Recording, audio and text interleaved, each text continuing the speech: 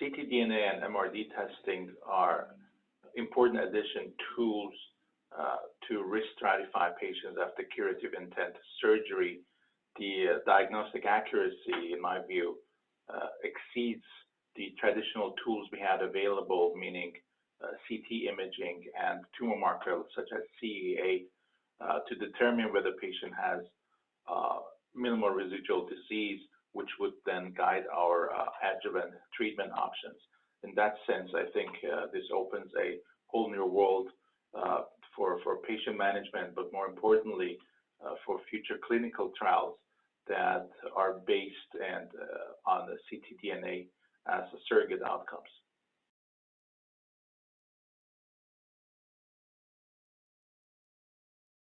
Surveillance is important to the patients because for those patients who undergo the traumatic experience of a cancer diagnosis and the resection or removal of the tumor, who are clinically disease-free, there's always the anxiety and the fear that the cancer might come back and what happens if the cancer comes back. And I think the surveillance strategies we had were somewhat crude, using CT scans and CEA serial measurements. And since the introduction of Signatera's minimal residual disease testing, this has given us one additional layer of comforting patients if the tests are negative, in terms of giving them confidence that the treatment has worked, that they are truly disease-free. And I think that's one contribution in terms of easing the patient's minds in these difficult times.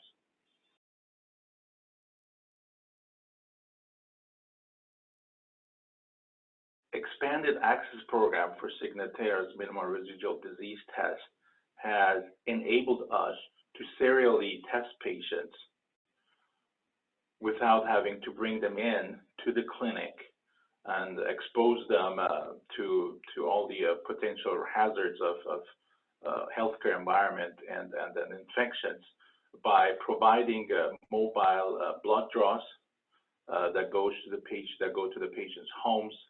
And basically, this has enabled us to continue, I think, giving cutting-edge care to our patients, monitor the disease, make treatment decisions based on ctDNA dynamics out of the patient's comfort of their homes, and in these times, the mandated isolations, without, I think, compromising the quality of care.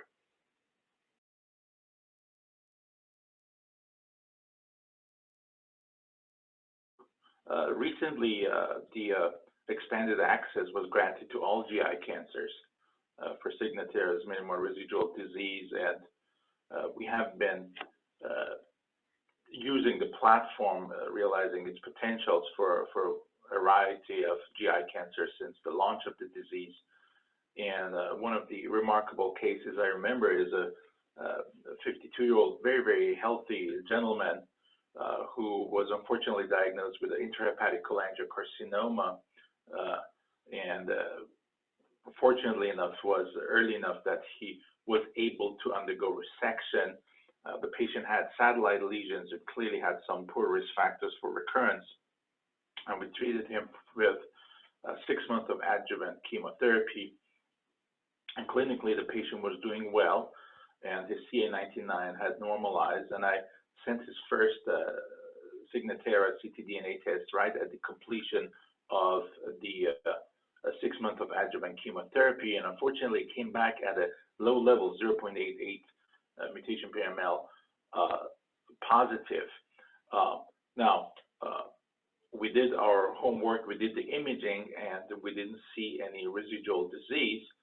And I reassured him that serial testing will increase the diagnostic accuracy, and we don't know if the ctDNA was on its way down or up.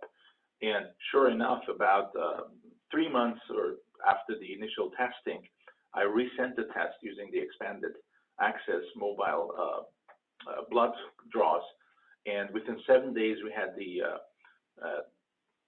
answer that patient had cleared circulating tumor DNA, and you can imagine that was a huge sigh of relief.